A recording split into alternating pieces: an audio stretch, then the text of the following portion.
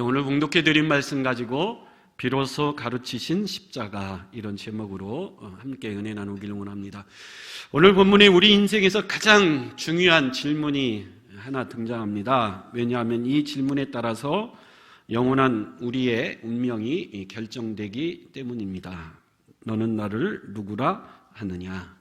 이 질문에 우리가 바로 대답만 할 수 있다면 우리는 천국에서 영생을 누릴 수 있을 것입니다. 그러나 이 질문에 대해서 대답을 못하거나 주저하거나 잘못 대답한다면 우리는 지옥에서 영원한 형벌 가운데 고통을 당할 것이기 때문이죠.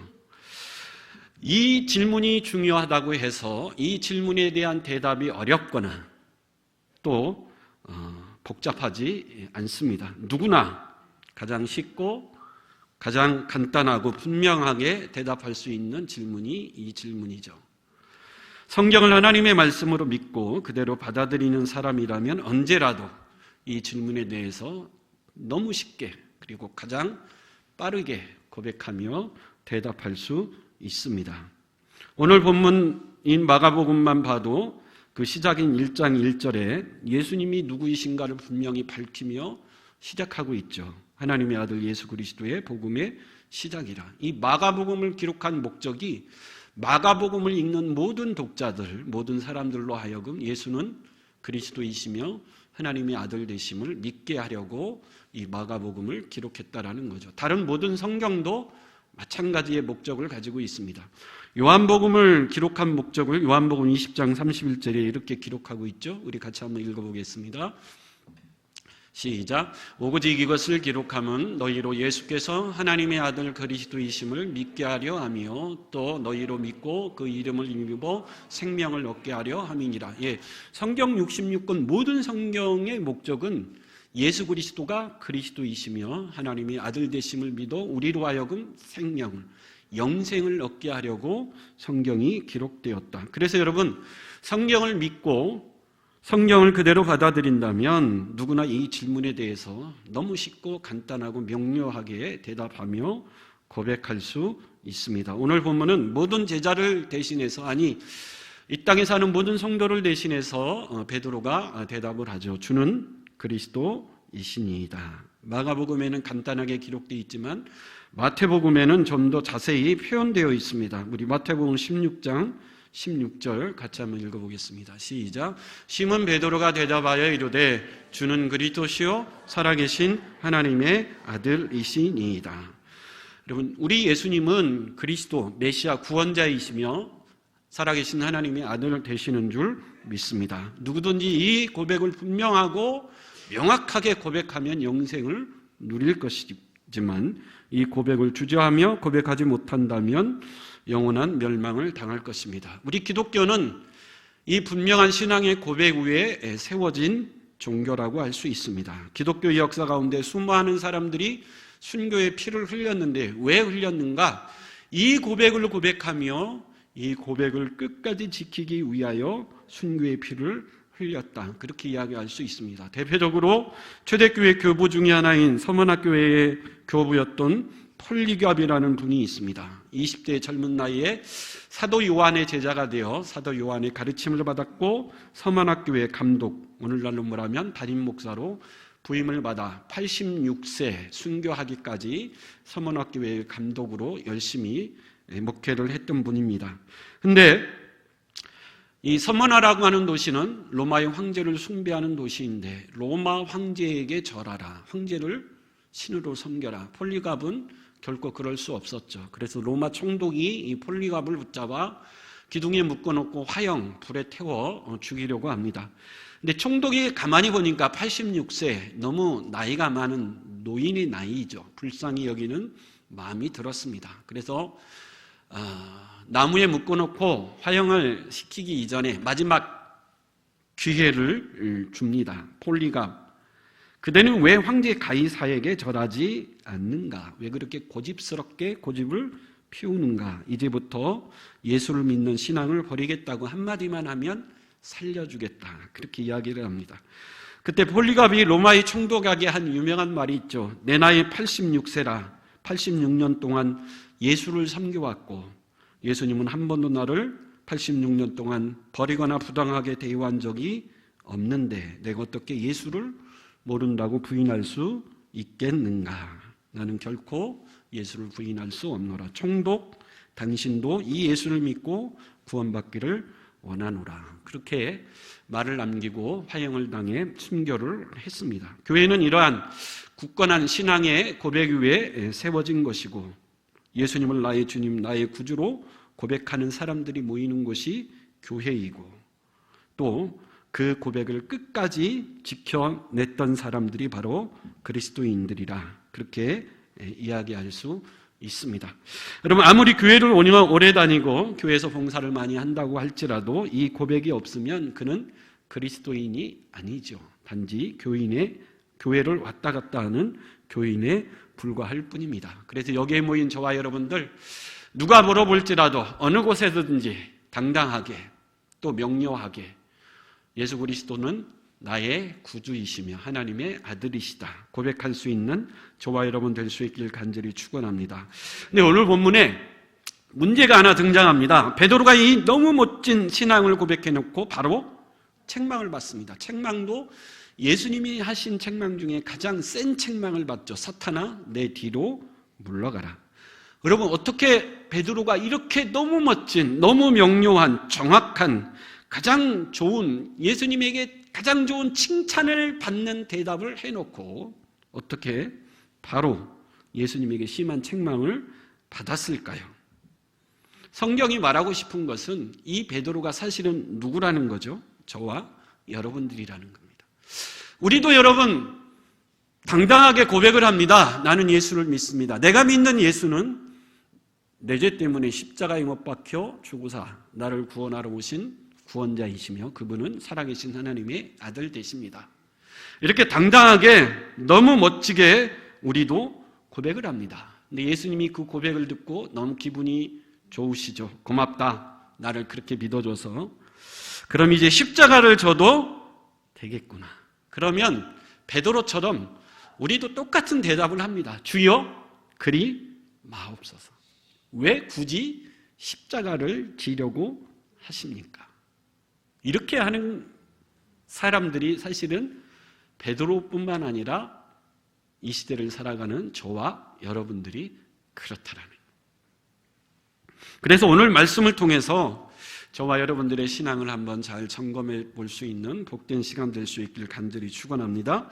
오늘 말씀의 배경을 잠깐 살펴보면 예수님이 12제자를 부르시고 함께 지내신 지도 2년 6개월이라는 시간이 흘렸습니다. 그래서 예수님이 한번 이 제자들의 믿음을 한번 점검해 보고 싶었던 것 같습니다. 그래서 가이사라 빌립보, 여러분 예수님이 왜 이곳을 택했죠? 이 가이사라 빌립보는 헤롯 왕이 로마의 황제를 위해서 만든 특별한 도시입니다.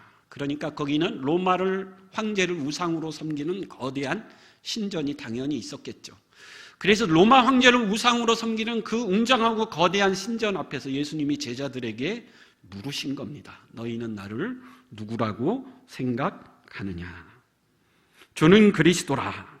예수님은 나의 구원자라는 거죠. 나를 구원해 주실 분이시라는 겁니다. 그리고 그분은 하나님의 아들이라, 전지전능하신 창조주 되신 하나님의 아들이라. 생각해 보십시오. 로마 황제를 섬기는 거대한 우상의 신전 앞에서 제자들이 예수님에게 고백합니다. 우리 인생의 목자, 우리 인생의 주인은 저 로마의 황제가 아니고 누구라고요? 당신 예수 그리스도입니다. 너무 멋진 고백이죠. 비록 지금 로마의 황제가 세상을 통치하고 다스리시고 로마의 황제가 우리의 왕이지만 그러나 우리 인생의 주인은 저 로마의 황제가 아니고 예수 당신이라. 그런 너무 멋진 고백이라는 거죠. 여러분 세상의 수많은 종교 중에 기독교만큼 유독 죄를 많이 강조하는 종교가 없습니다. 당신은 죄인입니다. 그럼 사람들이 가장 듣기 싫어하는 말이 뭐죠? 당신은 죄인입니다. 왜 내가 죄인입니까? 나는 법 없이도 살 수 있는 사람인데. 근데 성경은 우리 기독교는 줄기차게 외치는 외침이 뭐죠? 당신은 뭐라는 거죠? 죄라는 겁니다. 왜 사람들이 그렇게 듣기 싫어하는 당신은 죄인입니다. 이 이야기를 우리 기독교는 끊임없이 외치는 걸까요? 그 이유는 간단하죠. 그 죄에 대한 해결책이 우리에게 있기 때문에 그렇습니다. 주홍같이 붉은 죄일지라도 흰 눈보다 희게 할 수 있는 길이 우리에게 있기 때문이죠. 여러분, 성경은 세상의 모든 사람들이 죄인이라고 그럽니다. 의인은 없나니 하나도 없다고 선언합니다. 이 죄의 무게, 홀로 감당하기에 너무 무거운 짐이죠. 여러분, 아무리 나는 깃털 같은 죄밖에 없다고 여러분들이 아무리 생각해도 성경은 뭐라고 그러죠? 너는 죄인 중에 뭐라고 그러죠? 괴수라. 지옥 갈 수밖에 없는 죄인이라고 선언합니다. 근데 사람들은 왜 이 죄에 대해서 듣기 싫어하고 이 죄에 대해서 일부러 무감각하게 살려고 하죠? 이 죄를 해결할 방법이 없고 해결할 수 있는 길도 모르기 때문에 그렇습니다. 그래서 일부러 죄를 회피하죠. 죄를 피하려 하고 죄에 대해서 말을 안 하라고 하고 일부러 덮고 가려고 일부러 무감각하게 살고 있습니다. 그렇다고 여러분, 이 죄의 문제가 해결이 될까요? 아닙니다. 결코 우리의 죄는 그 누구도 해결할 수 없습니다. 그러나 성경은 그런 우리를 향하여 마치 속을 뒤집어 놓듯 너는 죄인이다. 이 세상 모든 사람들이 다 죄인이다. 이 죄 때문에 너희는 죽을 수밖에 없다. 적나라하게 우리의 본심을, 우리의 숨겨진 죄를 다 드러냅니다. 왜 그렇죠? 백신이 있기 때문에 그렇습니다. 고칠 수 있고 해결할 수 있기 때문에, 해결할 수 있는 방법이 있고 해결할 수 있는 길이 있기 때문에 끊임없이 부르짖는 거죠. 여러분, 누구든지 예수 그리스도를 나의 구주로 고백하기만 하면 내가 가지고 있는 죄가 아무리 크고 더럽고 흉악한 죄일지라도 그 죄가 순식간에 씻음받고 용서받고 천국의 영생을 누릴 수 있는 복된 길이 우리에게 있는 줄 믿습니다. 그 예수가 도대체 누구이기에 이 세상의 모든 죄를 다 깨끗이 할 수 있는가? 예수는 그리스도 구원자이시며 하나님의 아들이시기 때문에 가능하다라는 거죠.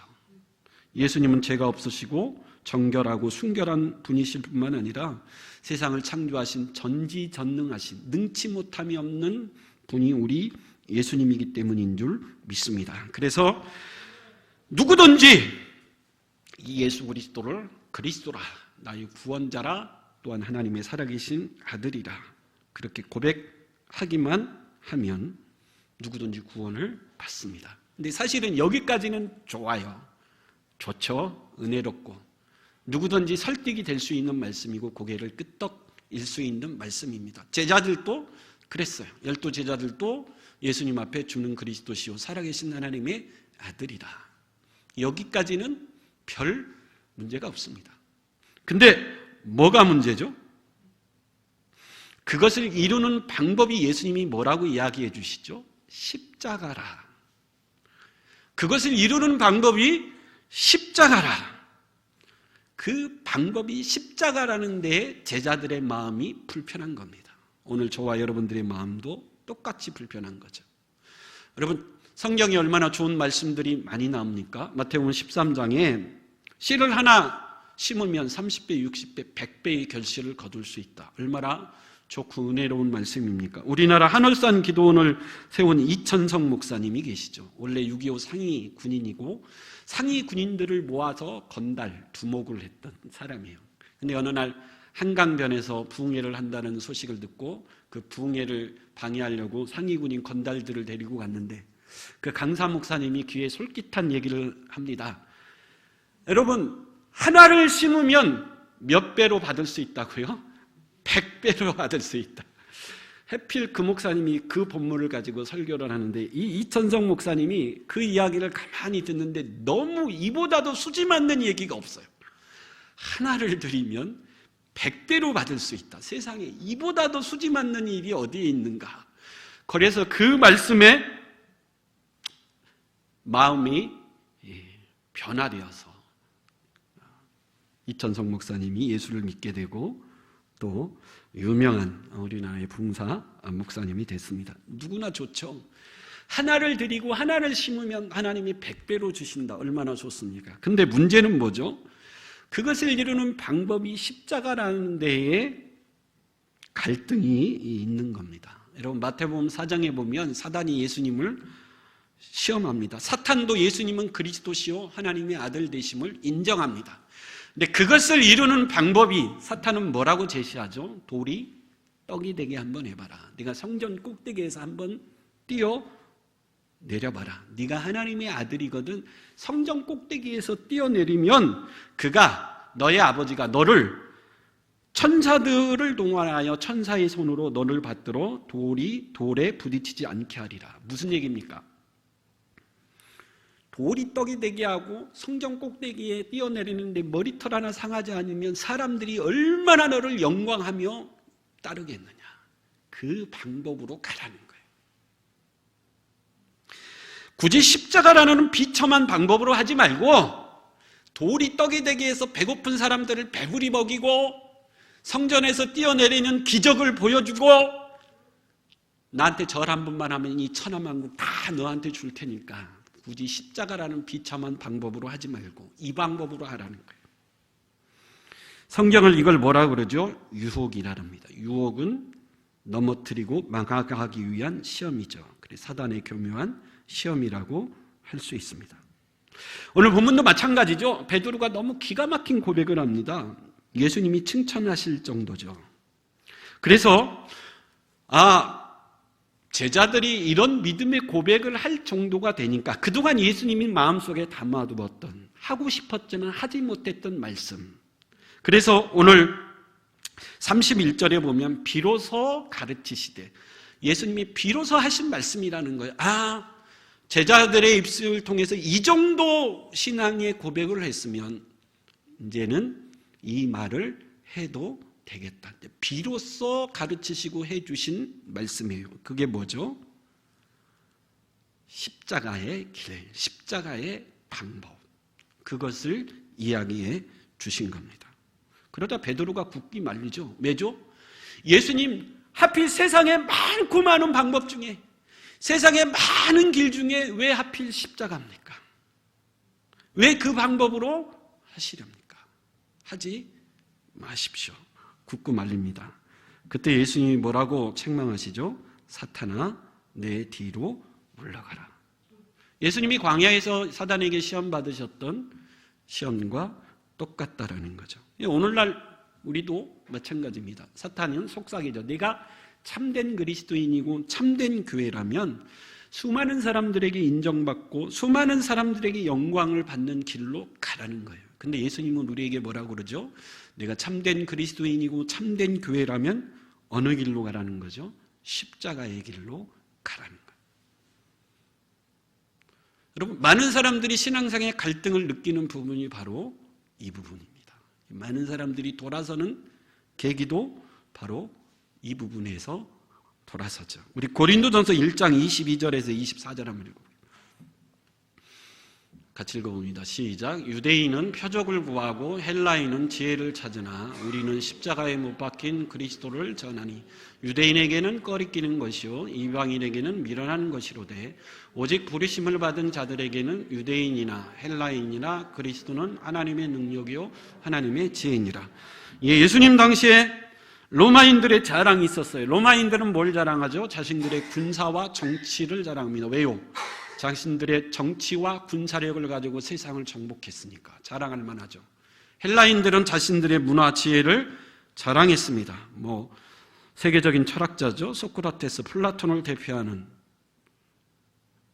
아직도 강력하게 세상 모든 학문의 뿌리요 강력한 영향력을 미치는 학문적 유산이 헬라에게서 나왔기 때문에 헬라인들은 문화를 자랑합니다.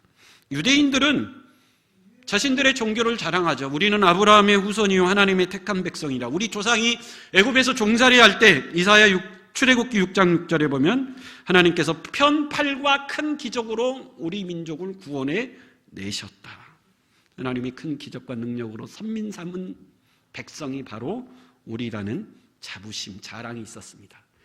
그들이 보기에 예수의 십자가는 너무 미련해 보이죠. 아무 자랑할 것이 없어 보입니다. 그러나 여러분, 십자가는 우리의 능력이요 지혜인 줄 믿습니다. 많은 사람들이 왜 십자가를 싫어하고 십자가를 말했을 때 오늘 베드로와 같은 반응을 할까요? 저희 어머니가 70에 대장암 4기 말기 진단을 받았는데 그 소식을 듣자마자 제 마음에 무슨 마음이 들었을까요, 여러분? 그 소식을 듣자마자 하나님 이건 아니죠. 불편한 거예요. 안 믿는 집에 시집 와서 복음의 씨앗을 뿌린 어머니인데 이렇게 하는 건 하나님 아니지 않습니까? 제 마음에 그런 마음이 있는 거예요. 보란 듯이 예수를 좀 믿어야 안 믿는 사람들이 좀 예수를 믿을 텐데 하나님 이건 아닌 것 같아요. 근데 여러분, 보란 듯이 예수를 믿는다고 해서 사람들이 예수를 믿을까요? 제가 시골에 내려갈 때마다 느끼는 건데 시골 어르신들한테 이제 인사를 다니면 나이가 드시면 항상 하는 18번지가 뭐죠? 자랑입니다, 자랑. 나는 부모에게 물려받은 재산이 하나도 없는데 그래도 자식 5, 7 낳아서 다 잘 키웠다. 다 대학 가르치고 잘 키웠다. 이게 자랑입니다. 또 어머니들은 못 사는 집에 시집 와서 정말 힘들고 어렵게 이 집안을 내가 그래도 이게 시골 어르신들을 찾아가서 만나면 항상 18번지 같이 하는 자랑이에요. 여러분, 나이가 들면 잘 기억하지 못해요. 설날 때 했던 얘기를 추석 때 잊어버립니다. 그래서 설날 때 했던 얘기 추석 때 똑같이 반복해요. 추석 때 했던 얘기 또 설날 때 잊어버리고 똑같이 반복합니다. 내가 힘들고 어려운데. 물론 우리 부모 세대들은 자랑할 만하죠. 배고픈 세대들을. 보릿고개 시대를 그래도 먹고 살 걱정 없이 이 정도 일구고 이 정도 잘 살게 했으니까 자랑할 만합니다. 근데 제가 그래서 시골에 가서 어른들을 만나고 인사드릴 때마다 항상 느끼는 것, 야, 나이 들면 인정받고 싶어 하는구나. 내가 70, 80 이렇게 고생하며 살아서 그 정도 가정을 지켰고 자녀들을 잘 키웠죠.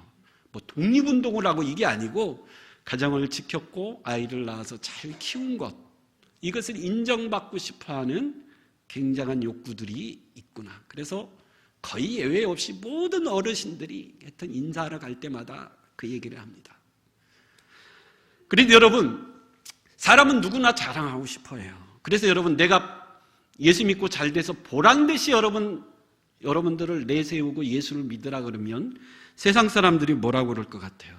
너만 그렇게 잘난 게 아니라 나도 잘한 것이 있다. 로마인들, 헬라인들, 유대인들이 다 자기 나름대로의 자랑을 했듯이 우리 인생들도 마찬가지죠. 누구나 다 자랑하고 싶고 인정받고 싶은 욕구가 있습니다. 그래서 여러분, 우리 예수님은 우리 그리스도인들에게 바라는 것은 보란듯이 내가 예수 믿어서 세상 사람들에게 예수를 믿으라 이렇게 전하는 것보다는 뭘 통해서 예수를 전하기를 원하시죠? 십자가의 길을 통해서 예수를 전하기를 원합니다. 근데 이게 사실은 참 어려운, 그래서 여러분, 예수님이 제자들에게 처음부터 이 얘기를 했다면 제자들이 따라왔을까요? 안 따라왔을까요? 안 따라왔죠. 예수님이 처음 제자를 부를 때 뭐라고 부르셨죠? 나를 따르라. 사람 낚는 어부가 되게 하리라.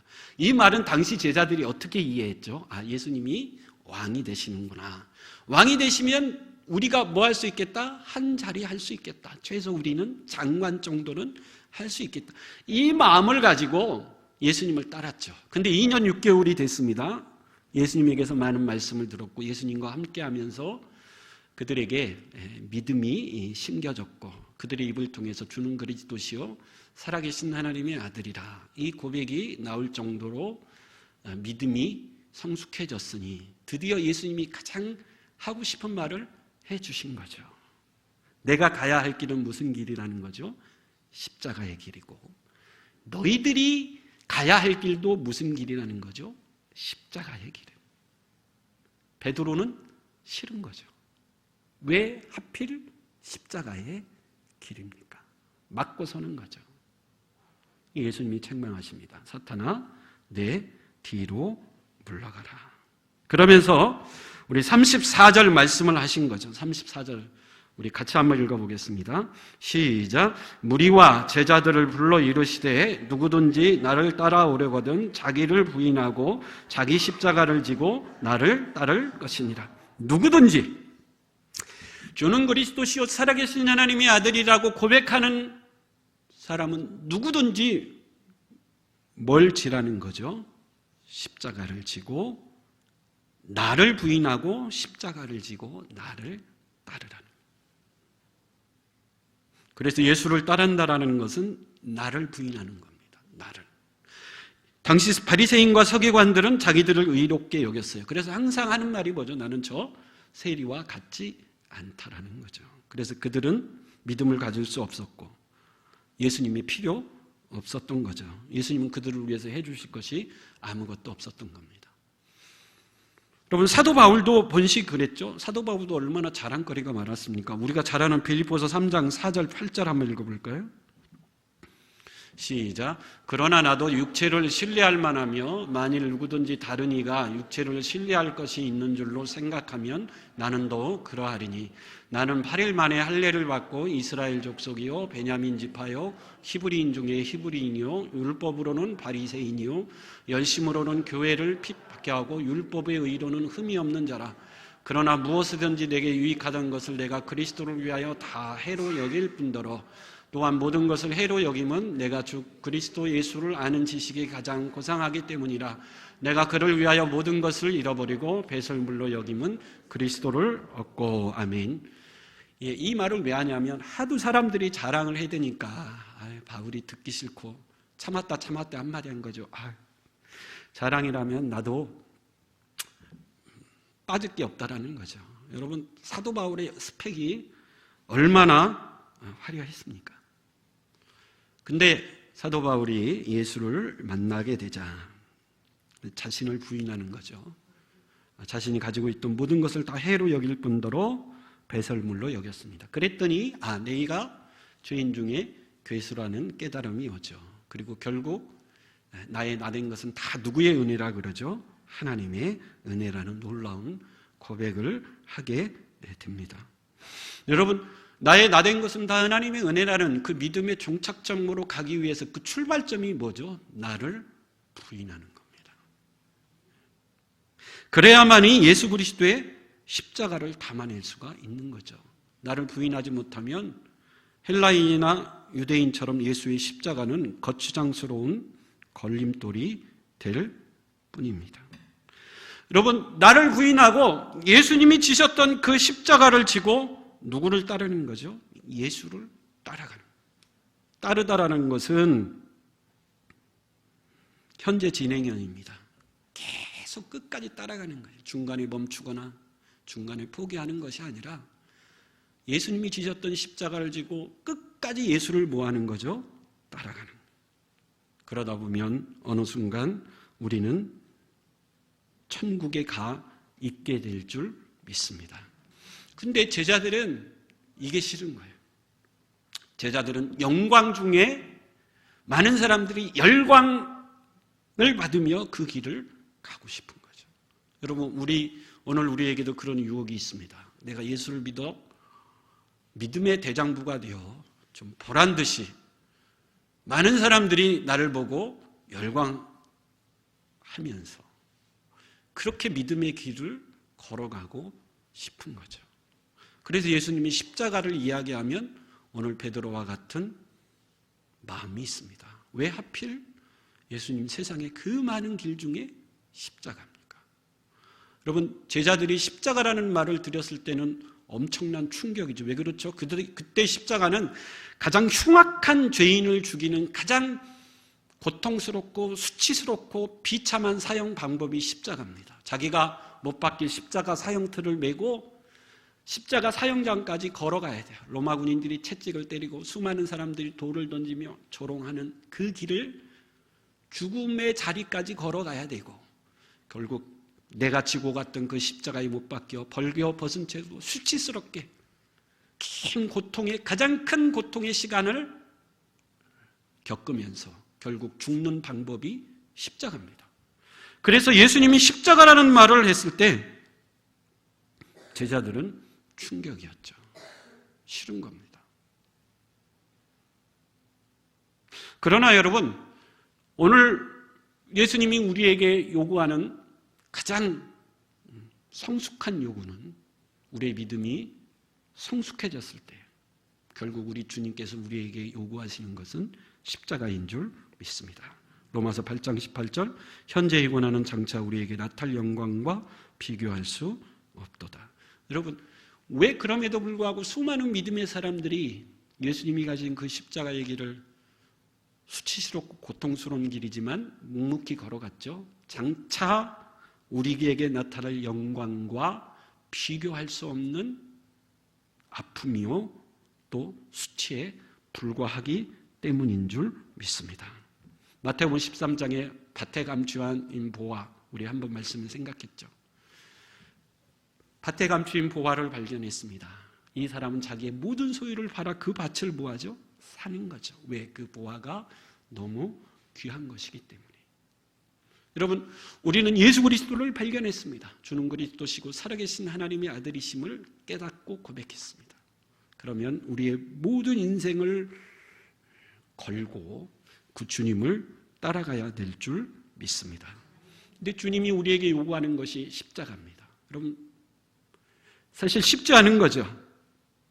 그래서 우리 주님은 비로소 그들에게 말씀해 주신 십자가, 제자들이 이제 어느 정도 이 십자가를 담을 수 있는 믿음의 그릇이 되었구나 생각했기 때문에 주신 말씀입니다. 우리 찬송가 94장 주 예수보다도 귀한 것은 없네, 이 세상 부귀와 바꿀 수 없네, 주 예수보다도 귀한 것은 없네, 이 세상 명예와 바꿀 수 없네, 이전에 즐기던 세상 일도 주 사랑하는 맘 뺏지 못해, 유혹과 핍박이 몰려와도 주 섬기는 내 맘 변치 않아. 여러분, 십자가의 길이라는 것이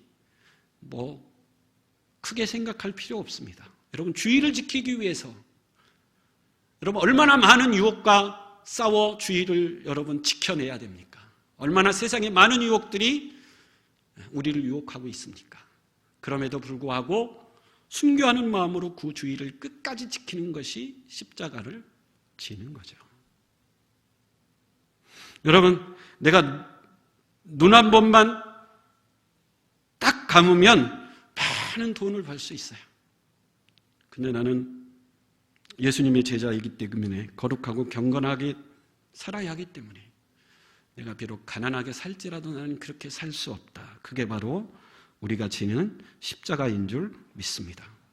주를 위해서 헌신하고 충성하고 열심히 봉사하는데 내 주위의 사람들이 그럽니다. 믿어도 그렇게 유별나게 믿느냐? 이것이 우리가 져야 될 십자가인 줄 믿습니다. 마태복음 10장 38절 또 자기 십자가를 지고 나를 따르지 않는 자는 내게 합당치 아니하도다. 여러분, 결국 우리가 져야 될 우리의 십자가, 이걸 외면하지 마시고, 사도 바울은 예수를 만난 이후에 주님이 주신 십자가를 지고 갈 때 그는 너무 사실은 기뻤어요. 그래서 빌립보서 4장 4절에 주 안에서 항상 기뻐하라, 내가 말하노니 기뻐하라. 바울은 주님이 주신 십자가가 비록 고난의 십자가이고 묵묵히 져야 되는 십자가이지만 그러나 바울 마음속에는 감출 수 없는 기쁨이 있었다는 거죠. 그 무엇보다도 바꿀 수 없는 감동스러운 기쁨이 있었습니다. 내가 예수를 만났다. 그 예수가 나를 불렀고 오늘 하루도 그 예수를 위해 살아갈 수 있음에 대한 감사와 기쁨이 있었습니다. 저와 여러분들도 이 기쁨과 감동을 가지고 묵묵히 십자가를 지고 주님을 따라가다 보면 어느 순간 예수를 닮은 자가 되어 있을 것입니다. 예수의 겸손과 온유가 나의 겸손과 온유가 되어 있을 겁니다.